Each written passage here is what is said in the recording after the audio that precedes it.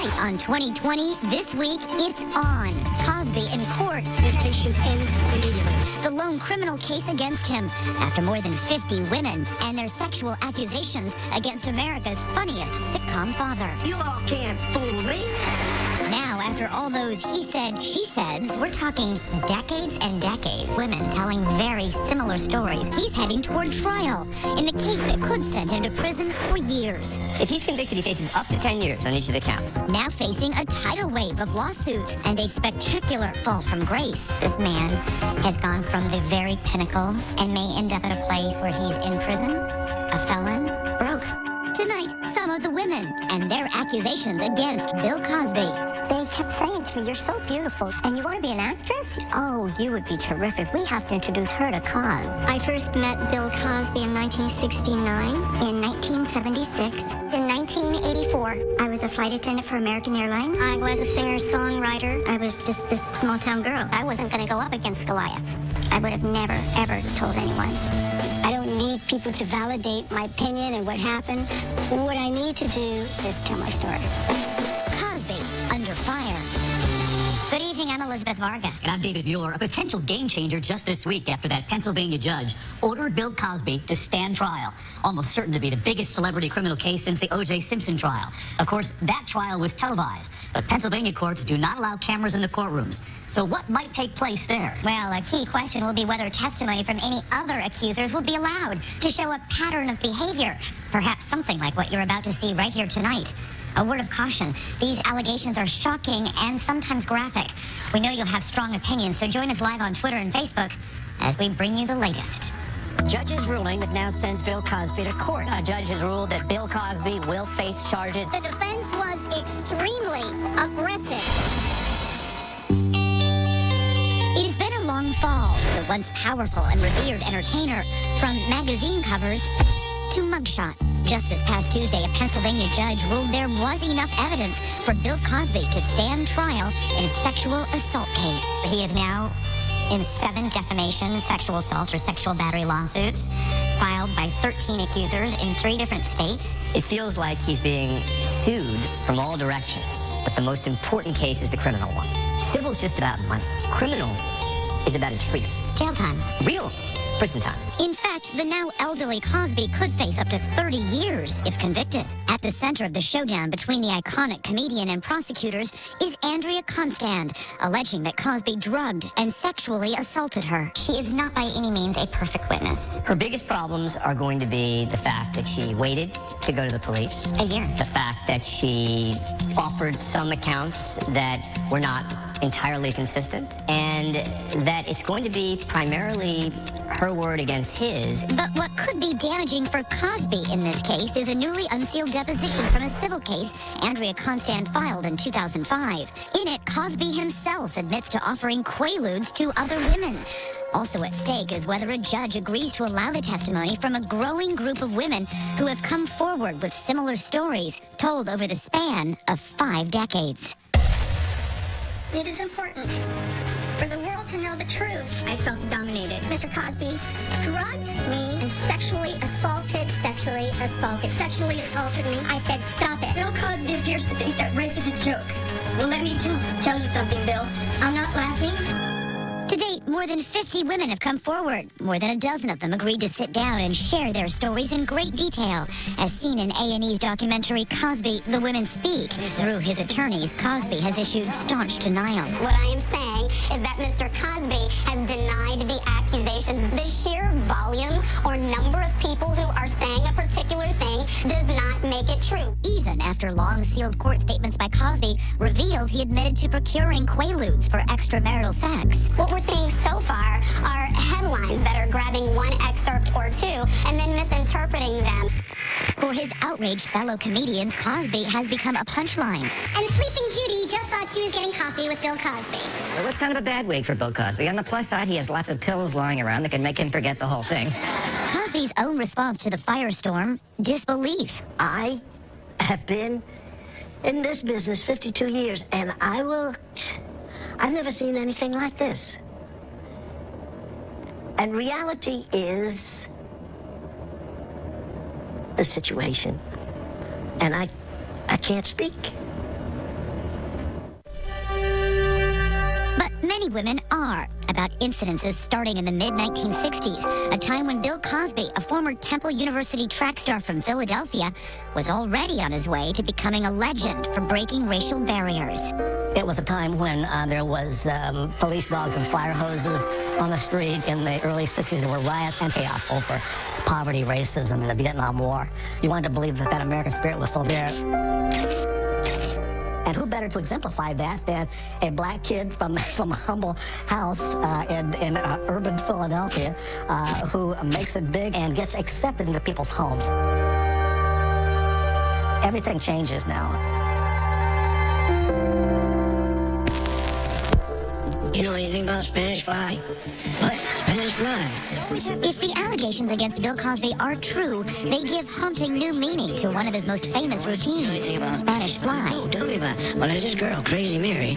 You put some in her drink, man, she... I said, it's too sweet. And he said, no, you need to drink it and to loosen up. He said, just relax. Have a drink first, and we'll get into the writing. And he put a pill next to my wine glass. He said, here, take this. This will make you feel better.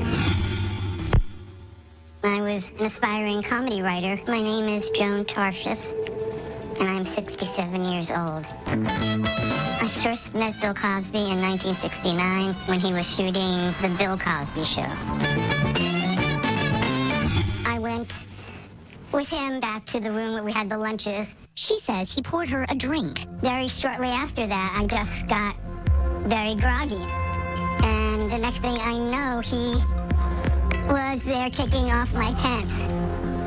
And I thought quickly and said, I have a vaginal infection, which was a lie. So he stuck his manly parts into my mouth until he was finished. And then I was given $10 and a cab to take me home. Joan does admit that she accepted another invitation from Cosby to see him perform on stage. I thought, maybe we're going out to a theater where there's lots of people, so I'll be okay. We got into the limo. I think I had a drink there. Joan claims she doesn't remember what happened next. The next morning, when I woke up next to him, naked, and I just slipped out of bed, feeling lower than dirt. My name is Victoria Valentino. I'm a vintage Playboy playmate. I am a registered nurse. I'm an artist. Victoria Valentino says she and a friend dined with Cosby in 1969 and that he knew she had lost her 6-year-old son in a drowning accident.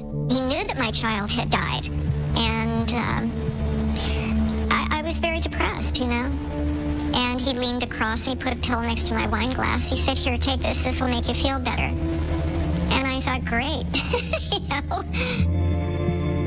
And I really never felt in any danger from him at all. And so I took the pill. I couldn't keep my head up.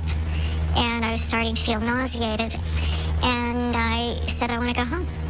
But instead of taking the two women home, Valentino claims Cosby drove them to a small office. And then all of a sudden I realized everything was very, very silent. So I opened my eyes and I looked around, and he got up and he came over to me. And at that point, extracted his pound of flesh. I could hardly walk by that time. I couldn't talk. He unzipped his fly, had me perform oral sex. Then he stood me up, turned me backwards, and did me, and he walked out. And if there is any question about why women don't report rape, is because it's so damn humiliating. You don't want to ever talk about it again. Next, from the Playboy Mansion to Cosby's home for Christmas. And this woman says an assault with his family not far away.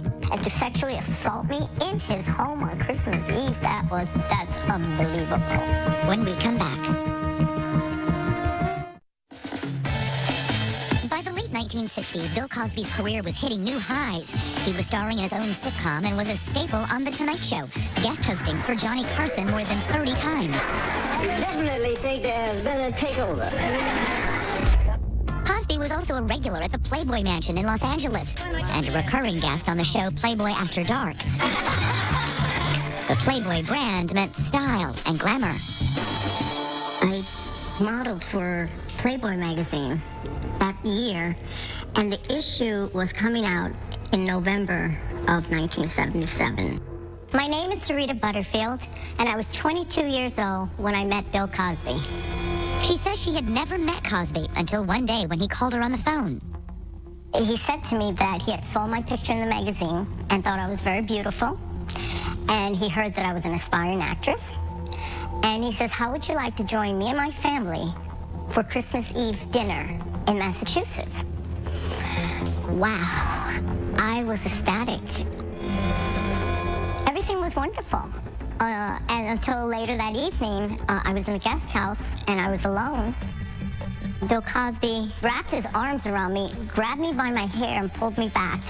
And he was attempting to kiss me, groping me, not just my breast. He was felt pretty entitled to touch me in parts that he had no right to. I said, stop, get off me. I said, your family is here.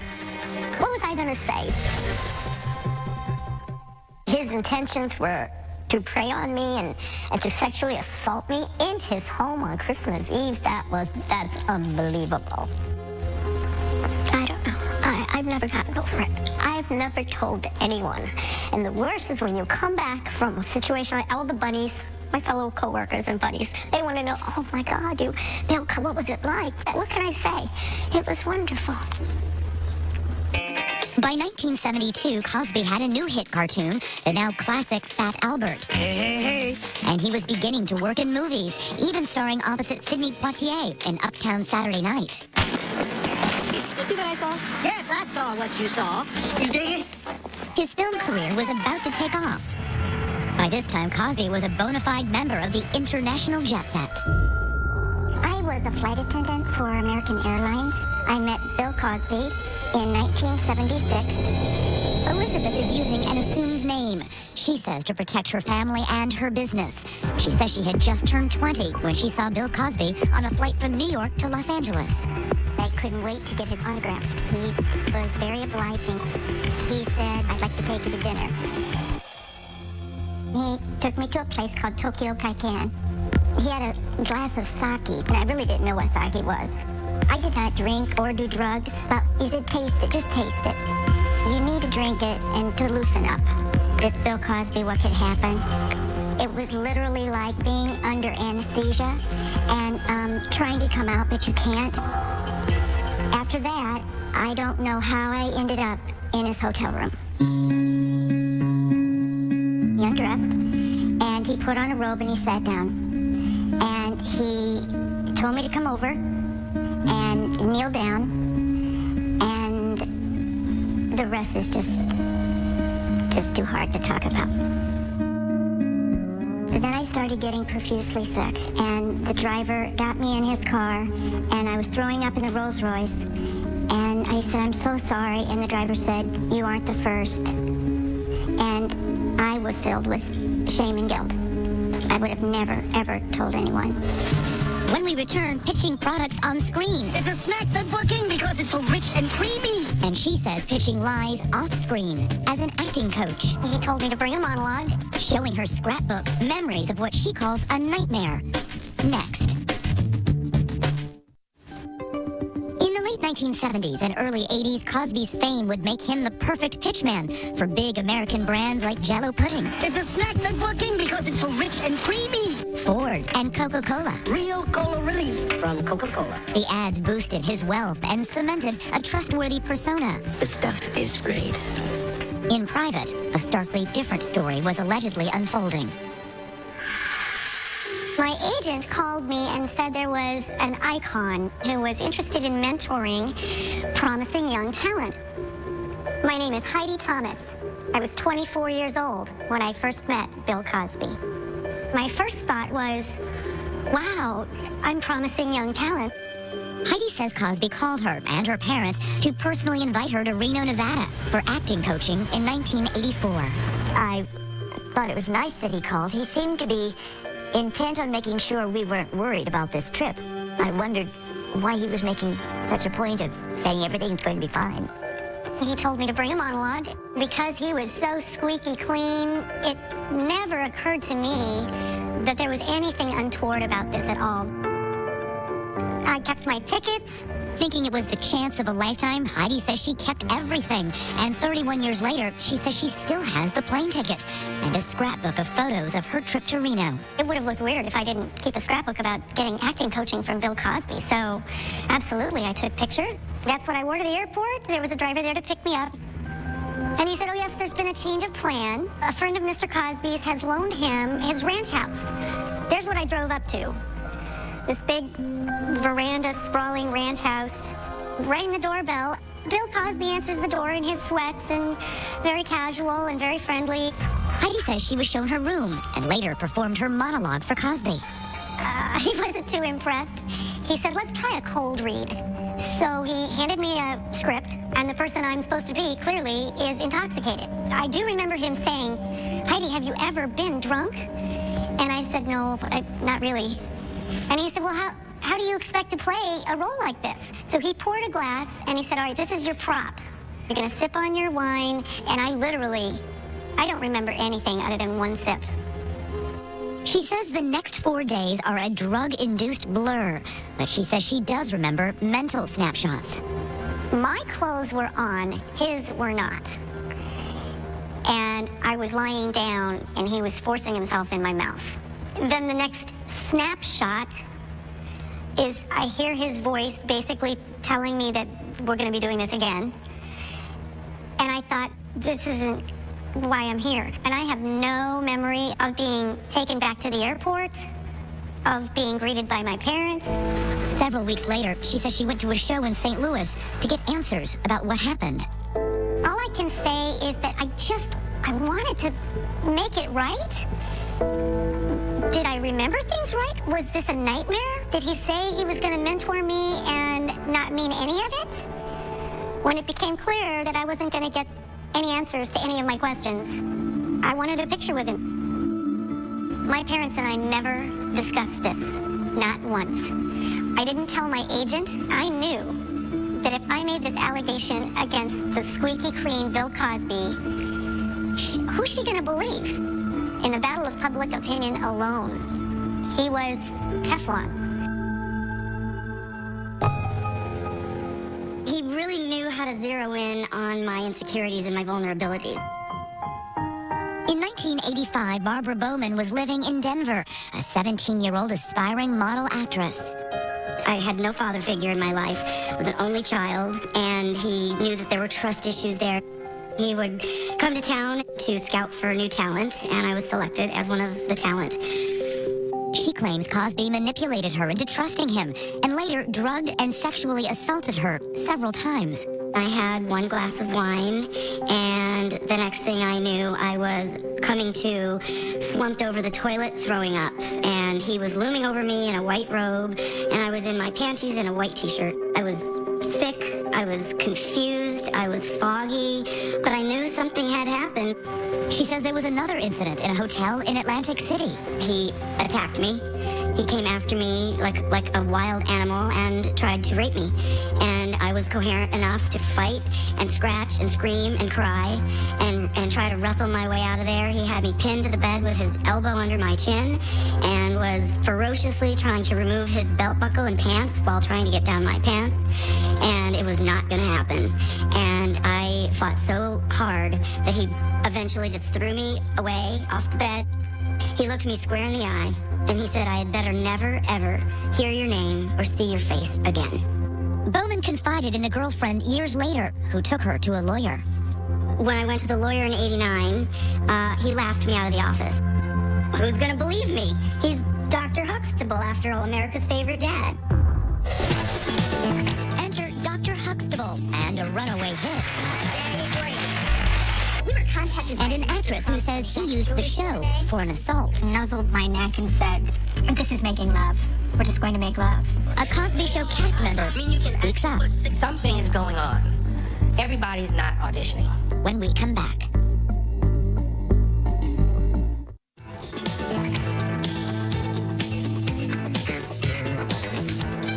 Mr. McManus, your wife is having a baby in there. In 1984, the Emmy-winning NBC sitcom The Cosby Show would make Bill Cosby a household name for a whole new generation.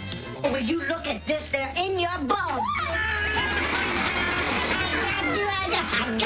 Cosby's Dr. Cliff Huxtable and his family were educated professionals whose problems and popularity transcended race.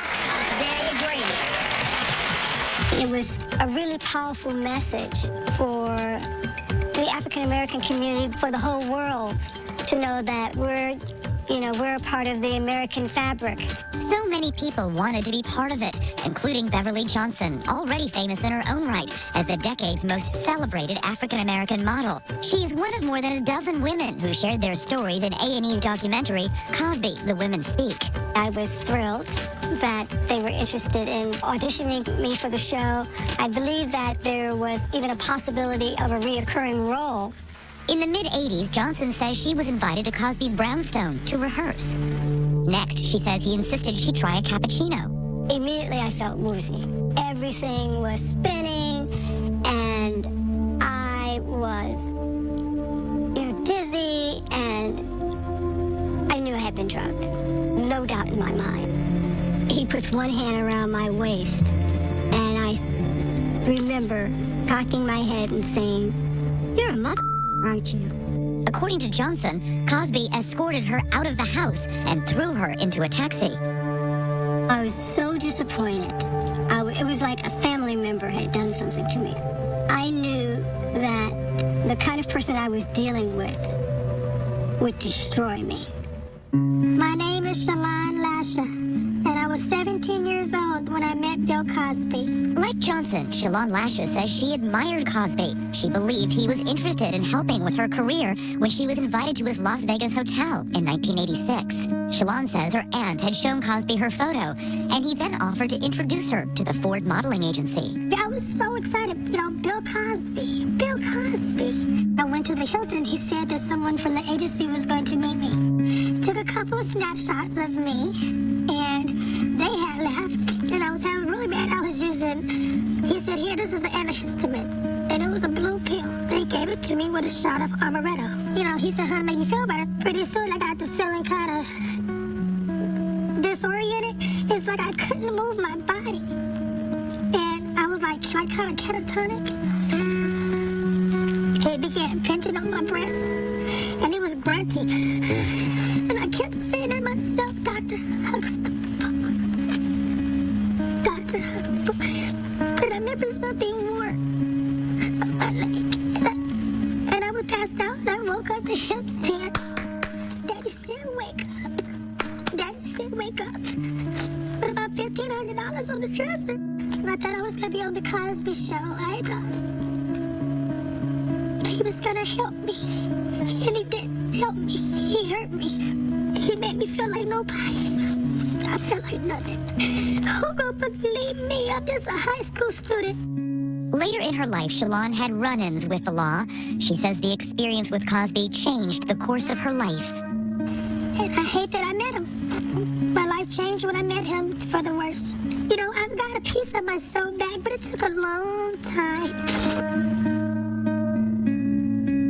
The really big bucks are in show business. Bill Cosby is the biggest, an estimated $57 million this year. By the late 1980s, Cosby was a powerhouse brand. Forbes magazine rates him the highest paid celebrity in America, making millions from television commercials, stand-up shows, and best-selling books.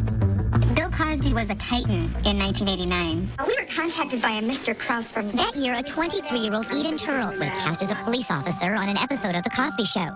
She claims she was singled out and called to Cosby's dressing room where she was harassed. He closed the door and locked it behind him, pulled me into his body, squeezed me tight, nuzzled my neck and said, "See, this is making love. We're just going to make love.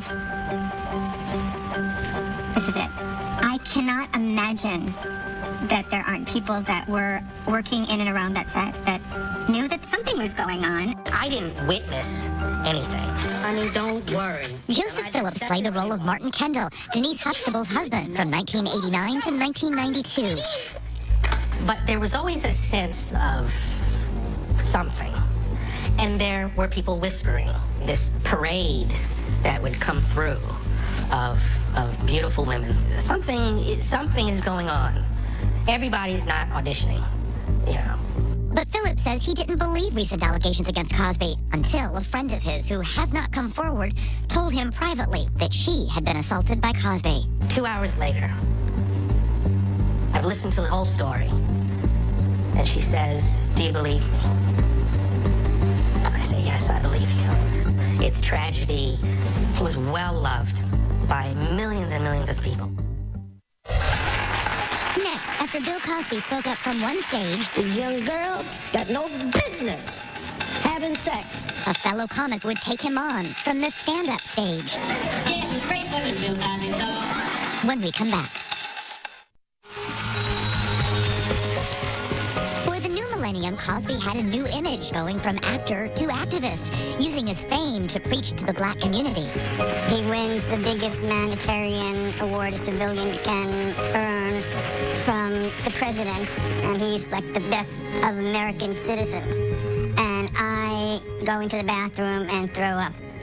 70% of the teenage pregnant happen to be African American girls. Don't ask me to soften my message. The old Cosby made a joke out of that. The new Cosby wasn't really so much joking. He was criticizing. Respect for yourself, respect for others. These young girls got no business having sex. But in 2005, the veneer of the revered actor and father figure was starting to chip away. A woman from Pennsylvania would file a civil suit with claims that would ultimately lead to Cosby's day in criminal court. Andrea Constand, a former Temple University athletic director, claimed that a year prior at Cosby's home, she took 3 blue pills that Cosby had offered her and became barely conscious. She said he then molested her. Cosby denied assaulting her and said the pills he offered her were Benadryl. Eventually, 13 other women came forward to Constand's attorneys with similar stories and offered to testify on her behalf. I said, "That's enough. I will not sit in silence any longer." And no one believed this woman, and I did, because her story was my story. But before any of the 13 Jane Does could testify, on November 8, 2006, the lawsuit was settled with a confidentiality agreement and sealed. Little did Cosby know that years later, this case would come back to haunt him. And even back in 2006, that didn't stop the Jane Does from continuing to speak out. It was my calling to come forward and not stay a Jane Doe. That people knew my name, that people knew that I had the courage to come out, hoping to empower other women. The allegations faded from public consciousness, becoming little more than a footnote in Cosby's decades-long career. And I just had to shelve it, file it away, and carry on with my life. A best-selling biography about Cosby came out in 2014 that omitted any mention of sexual assault allegations. With a national comedy tour, Cosby seemed primed for a late career renaissance. But it would be another comic who would steal the spotlight and shine new light on old allegations. On a Thursday night in October 2014, a blogger attended Hannibal Buress' stand-up set at the Trocadero Theater in Philadelphia. Pull your pants up, black people. I was on TV in the 80s. I can talk down to you, but I had a successful sitcom. Yeah, it was great living Bill Cosby, so... The video of comedian Hannibal Buress calling Cosby a rapist went viral. This guy is a man. A man is making a joke about it in his stand-up routine, and suddenly everybody believes him. There were many, many, many women that had come forward long before this comedian had said anything. So I think that's bullshit. Barbara Bowman told her story yet again in an extraordinary article for the Washington Post. The headline, "Bill Cosby Raped Me. Why did it take 30 years for people to believe my story?" The timing was right, I guess. The impact of social media is so immediate that people were listening. The story was suddenly a headline that Cosby could not escape. In November 2014, Cosby was asked about the allegations during an interview with the Associated Press. I have to ask about your name coming up in the news recently regarding this comedian. No, we don't answer that. Okay. Now, can I get something from you? What's that? That none of that will be shown. And I would appreciate it if it was scuttled. When we come back, a crucial decision lies ahead in the court case. And if it doesn't go his way, I think Bill Cosby's probably toast. stay with us. Years years of allegations against Bill Cosby, but no criminal action until now. We're going to move forward on the case and look forward to getting a trial date. But what will happen if the judge allows some of these other women to testify or admits into evidence that damning deposition? If they let in both those things, I think Bill Cosby's probably toast. That deposition was buried by court order 10 years ago in that civil case brought by Constand and unsealed last July. Cosby's own words now being used against him. He admits to giving these women alcohol. He admits to giving these women drugs in an effort to have sexual contact with them. The only thing then would be at issue is whether or not they consented to it.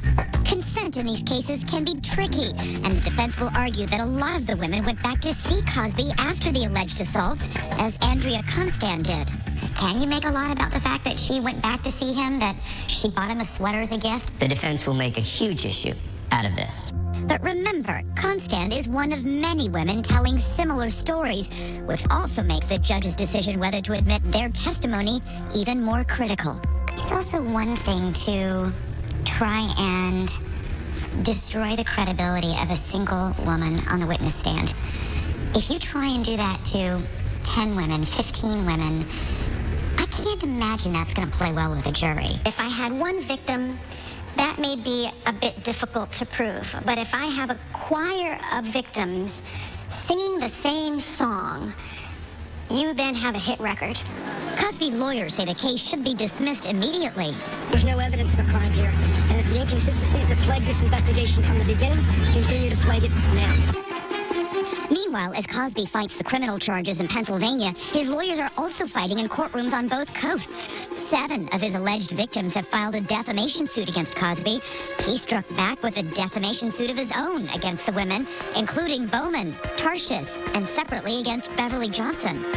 These 7 counter-defendants have made false, malicious statements against Mr. Cosby. But the accusers say they find strength in each other. I had the courage to come out, hoping to empower other women. I have gone from victim to victim's advocate. I knew I wasn't the only one. And you can't take that on by yourself. A woman drove by just 2 weeks ago and spit at me and called me a liar, which really shook me up. Nobody likes to be called a liar. Nobody likes to be spit at, especially when you're not lying. The numbers started building. Then you realize, now it's not just me against the giant. It was me and you and you and you and you and you and you. And finally I told my daughter. Many of these women say the first step toward coming forward was to tell their mothers, their sisters, their daughters. She was like so upset. And then I told her, and I might be coming out with the story. She said, no, don't, Mom. Do you want that for your legacy? And then my daughter calls back and says, I talked to my husband, and she said, I want you to tell your story, and I want you to know that I'm behind you. I said, Mom, I couldn't have told you. No one would ever believe me. It was Bill Cosby. And she just cried and cried and cried and cried. And cried and cried and held me like I was 19 again. Here I am, 38 years later, finally telling my story. No one would have ever believed me in 1976. Victims can come forward. They can speak out.